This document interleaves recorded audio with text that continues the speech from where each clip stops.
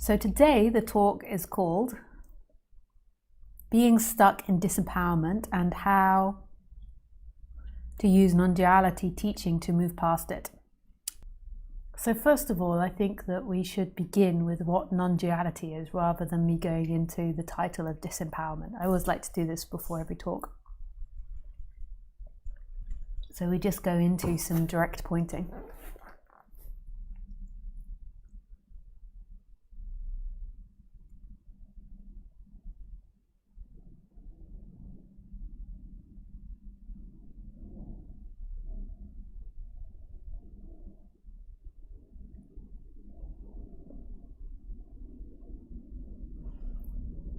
So in general society, most people walk around believing that they are somebody.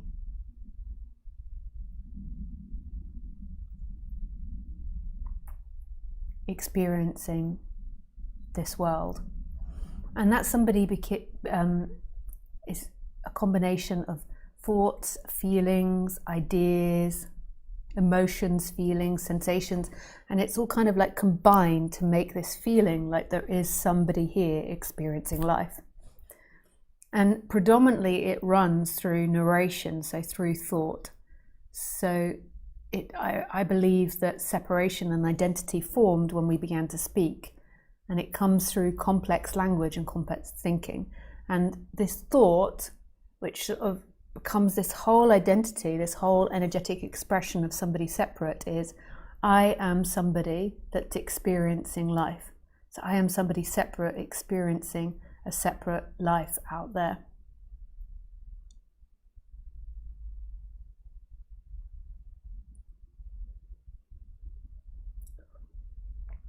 And that's like a really extreme notion, but to society we seem like the extremists or the radical people because that notion is believed in like 100%.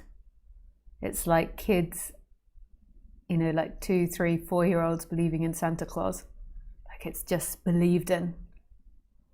And you can't really go about your day and speak about this with people because they're not really interested at all.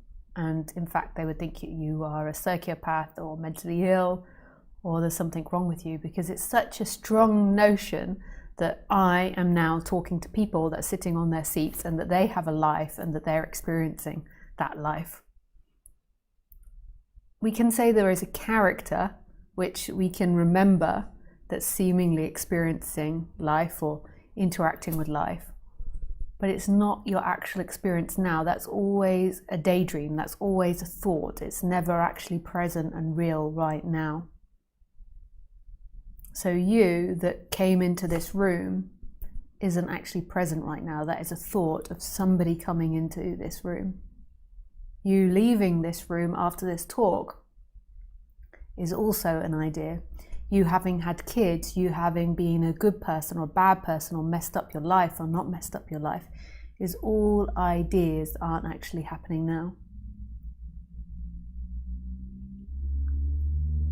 And that's so liberating. Like this really is freedom for all, no matter what you've done or where you've been or who you are. This really is freedom for all.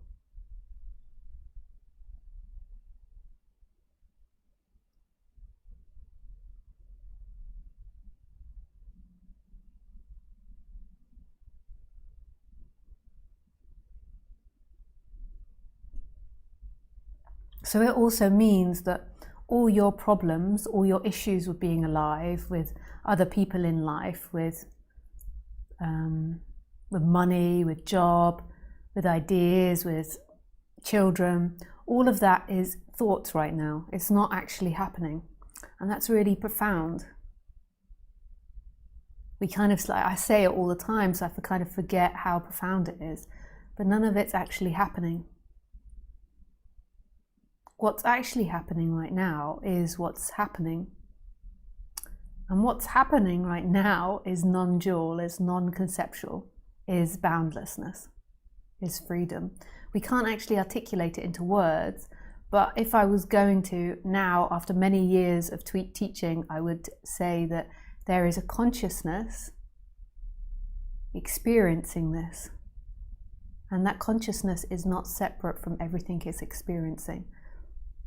And you could also say, like, this I am, this beingness, there's this consciousness and this beingness, right? And what I mean by beingness is not I am someone, not I am which can be seen, but like this sense of being alive, this sense of existence. So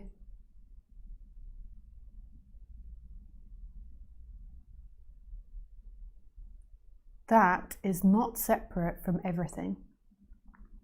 And it's not a thing, so it's not attached to a thing.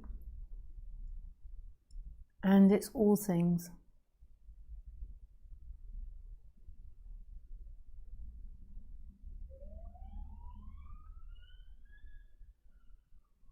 It's not a thing, and it's all things.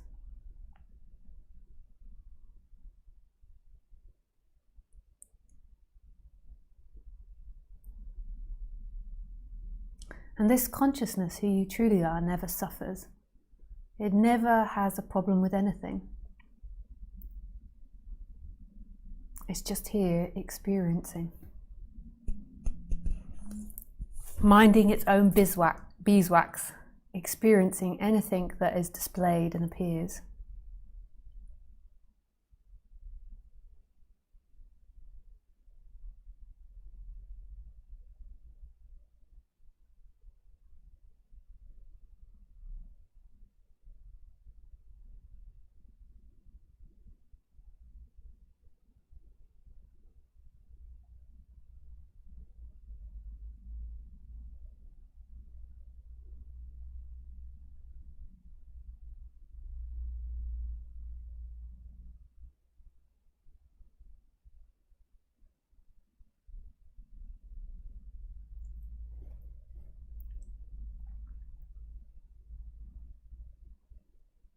What happens in the human being, which is a really bizarre phenomena, is that at an early age of maybe 2 or 3, the thinking begins to happen and there begins to be an identification with the body. So, I am Darren, I am this body, I am my hand, I am my thoughts, I am my behavior, I am the past actions I've done, the future actions I've done. And as soon as that begins, bit by bit, seemingly through time, there is a losing of who you are and a losing of freedom. There's more and more contraction. And so the person feels more and more lost in their narration of themselves, so lost in thought, rather than like being here as what they are, which is consciousness. It's a little bit confusing, that language, because consciousness can't be here. It already is here, so it's not like it can lose presence and become present again. But there is seemingly a being lost in the person, and there is a coming back to being present of what you truly are, which is all you've ever had. And in that, everything is known and not known. There are no questions. Everything is perfect as it is. It doesn't have any questions like what's my meaning, or why am I alive, or what to do.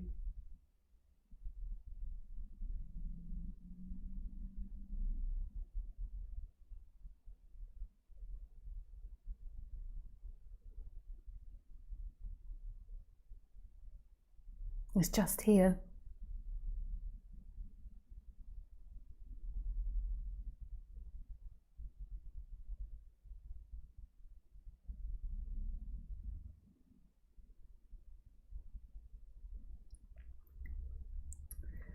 But when this identity grows, then this identity gets the notion that I can find that home in pleasure. So in what I do or in what I don't do. And what this does is it creates an over chaotic mind and too much stress on the system. Because the belief always is, everything I do is going to free me. And that's not true. Your nature, who you are, the looking, is always free, and the pleasure and pain is just part of the human life. Like it's the way the body gets directed, but it's not your freedom. So your freedom is always what you are.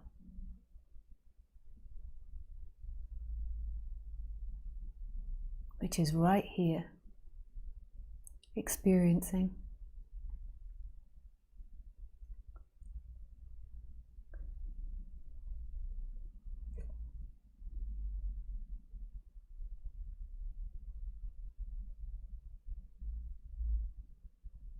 Right here, this is it, baby. And this really is like a return journey back to what you are. But it's not somebody's return journey, because everything that you think about yourself is a thought. So who would return but only a thought of yourself returning to this moment? But what stops is living in the timeline of you. Like this attachment to this story of you, the attachment to the body, the attachment to the story, the attachment to this life. I'm not negating fixing your life and doing things and getting a better job or getting married or having kids or doing this or that. I'm not talking about that. Like, I'm not talking about the content that appears.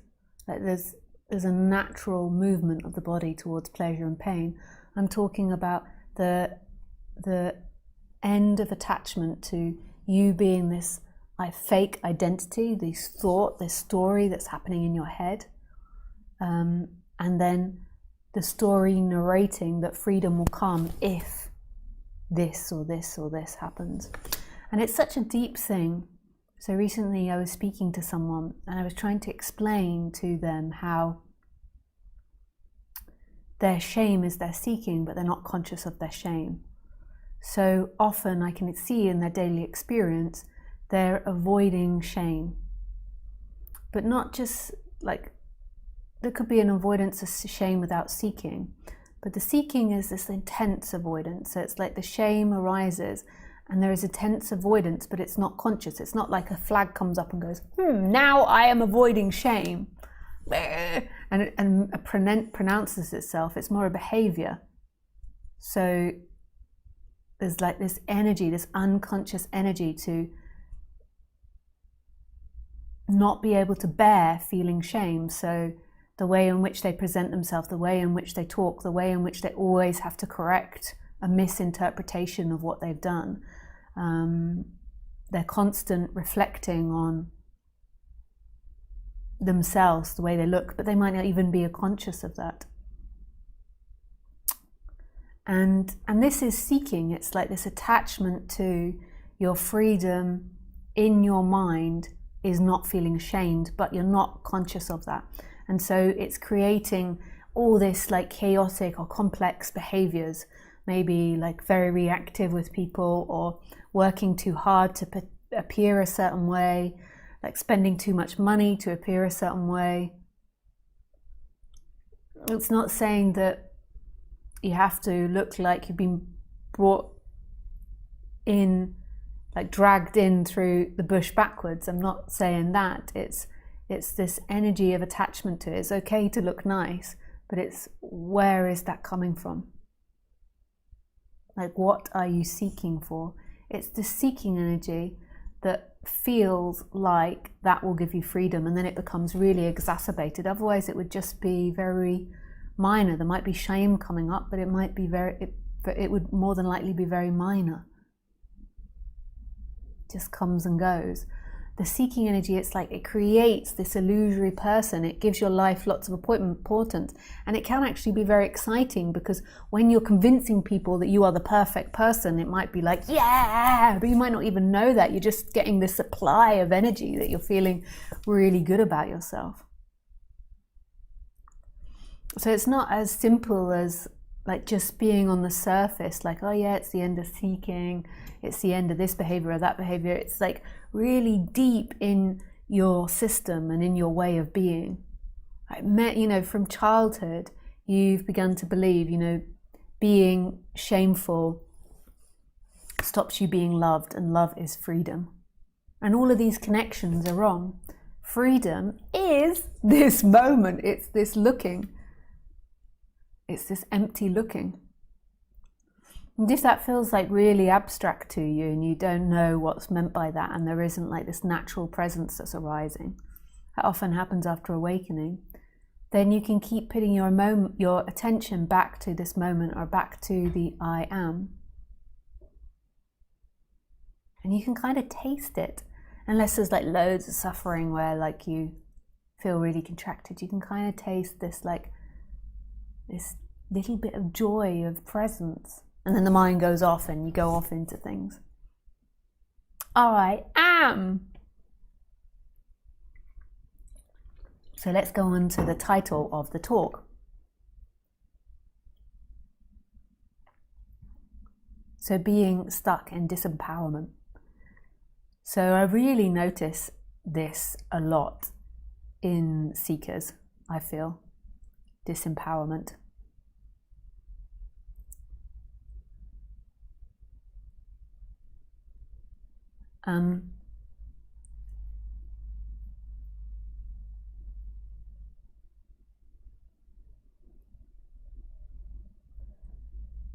So to me, disempowerment is related to the solar plexus.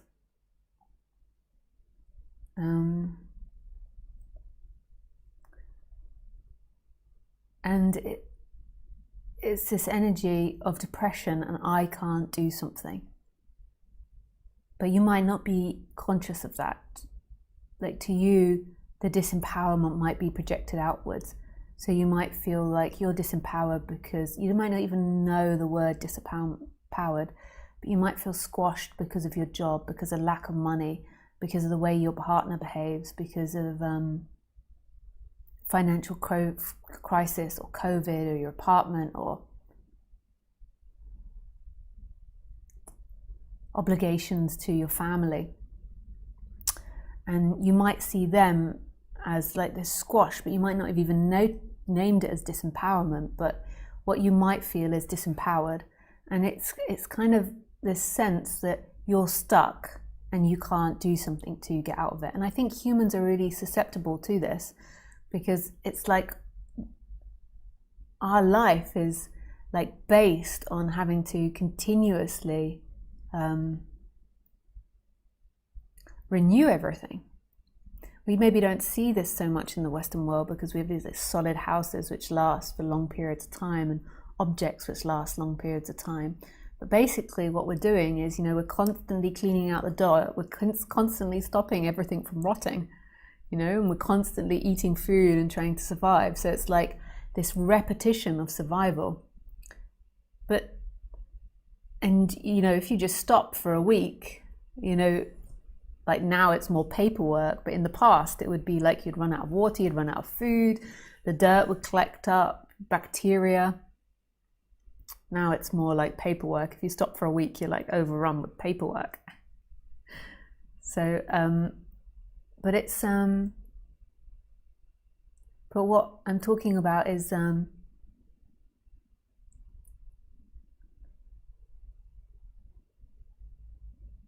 we as humans have to keep moving forward, otherwise we get buried and die. This disempowerment thought is always, I can't do it. So it's like these things, these activities are coming in, and then there's like, I can't do this, or this is too much, or I can't handle this. But I think that you might not even be aware of those thoughts, because often what it will get projected out on is blame, like it's too much work, or this person has done too much, or this person's creating problems, or this person's creating chaos. And it's a seeking energy that is attached to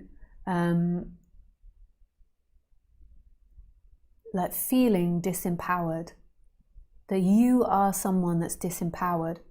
And that person that's disempowered actually wants validation for being disempowered. So like if you can't do your paperwork today because your dog came in and ate it, and then your daughter came back to visit, and then you had these phone calls, and then the radiator exploded with water. Like, so all these things happen, you're projecting the disempowerment, like they're just activities, they're just That's just what happens in life. Like, all of us have to deal with it, and you just have to keep plodding on, and that you don't really have to think about like this is fair or not fair, or why does this happen, or it shouldn't happen, or whose fault it is. But we think about that because we believe that that is true. So we believe that the blame is external and that we feel disempowered because of the external, but nothing's disempowering you. It's simply activity that needs to be done. So some people want it to be validated. So you'll phone up a friend and then they'll be like, oh, it's so awful, your life, and your daughter's so selfish, and and then, yeah, I'm so and you really get it off your chest that you're like so hard done by and so disempowered. Or you could want to not be disempowered, so you feel like this immense shame arises. So these activities appear and you feel this immense shame, and you're like a bulldozer getting it done, like life doesn't do this to me. And those people in society that are more aggressive attackers, they may be like are held up more on a pedestal, but it might come from like a hate and a rage and an annoyance with life. It's again with identity, it's like this seeking, like you can't bear feeling the shame or the disempowerment. And the disempowerment is like a really interesting energy. So to me, it's in the solar plexus, but when we have feelings, they're always connected to all others. But generally, disempowerment comes from the solar plexus, and it's connected to shame, guilt, a sense of worthlessness, that you're not good enough, that you can't do it, that maybe life is going to kill you, or that you're suppressed. It's frustration, it's anger, and then if you go deeper, it's like an exhaustion. You can't do things, like an exhausted feeling. And then if you go even deeper than that, it's like a depressive feeling. And it's amazing, and it's all to do with action. So depression and action are like two sides of the same coin. So often people, when they are depressed, they can't act. So when it's out of balance, the solar plexus, you can have people that are overactive or underactive. And it's all belief in that freedom comes from these stories that you're telling yourself.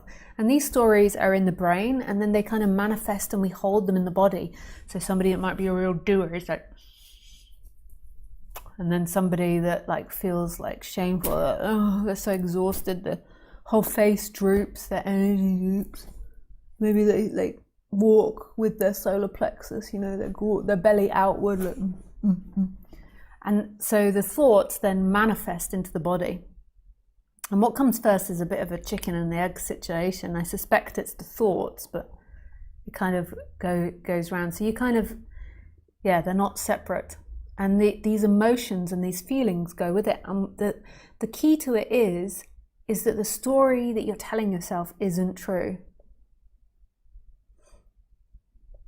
Like, we can use thoughts to change situations. So if your work isn't very healthy, you can change it. But repetitive thought about it, and then putting yourself in a new situation, those thoughts coming up in a new situation, it's like, it is your internal story. And I'm sure you've been telling that story and different versions of that story for however old you are, for 20, 30, 40 years, but you never recognize that you're just telling different versions of the story. Like, sometimes I watch people and that story is just converting into all areas of their life. So they're constantly validating that story inside themselves, and they have no idea. They feel like a real victim that the outside world has like done this to them. Some people all blame it on themselves, like it's you're an absolute F up and it's all your fault. It can be internal. But it's constantly, that's the way that life is being interpreted, and it's not true. So what you can do to help is you can massage the solar plexus while putting attention on it and kind of speak out those thoughts, get to know those thoughts and feelings. You can also do all different types of emotional release. You can go to my reference page on my website and you can find lots of different emotional release techniques. You can read books about it. You can contemplate it. But then also the other one, which is really important, is when you're narrating this story. So when you're in the middle of narrating, you know, how unfair life is, or the tax office did this to you and that to you and that to you, and you're off, you know, your brother did that, your sister did this, your mother did that, and you wouldn't be like this if it hadn't been that you didn't choose this 20 years ago, or you didn't choose that. That you, when all of this is arising, you notice it and you keep bringing it back to the I am, the sense of the I am, the feeling of the I am. You can't really feel the I am because there is no you to feel it, but there can be this practice where you feel like you're feeling the I am. So it's like you're bringing your attention back to this present moment. So you're just moving the attention and you're seeing these stories aren't true. Now, it's important that you also do it with the other stuff, because otherwise you'll be spiritually bypassing. So you'll be bypassing emotions. You must get to know the emotions, the feelings, and the body, and connect it to the body. Because sometimes people are just so disconnected, they're just in their head telling their story of it. So you must keep bringing back that feeling to the solar plexus, like feeling the story with it, the words with it, and then also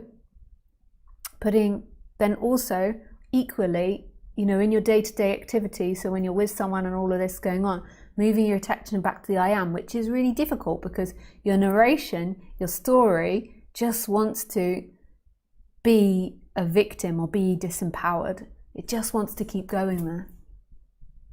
And so all of this activity is relaxing the personal self. And as that relaxing of the personal self happens, something else can happen. There can be a seeing that none of that is you. It's like when there's lots of suffering, when you're really condensed in who you are, it's like really, really dense, then that's all you can see. And as that begins to relax and there's less stuff going on, something else can happen, come forward, the consciousness of who you truly are. And that's what happens in most cases, is that there is a relaxation of the person. And then something else happens. This energetic awakening happens. But don't put too much emphasis on the energetic awakening, because again, that's a story. Your thing is doing the practice, you know, feeling your body, like really feeling these stories and where they are and understanding what evokes them, and then practicing pulling yourself out of those stories. They're not true. But also doing energetic, emotional and trauma release. But they are not true. What is true is this awake presence which is looking, which is experiencing itself silently. That wants nothing, that is nothing. And that's who you truly are. That's what you always are. That's what's always here. It's like your savior in everything, you know, being in prison, a car crash, losing loved one, all types of hell. This moment is always here. And really, ultimately, you only know hell when it's thought about, because in non-duality there is no heaven and hell. There is simply what you are.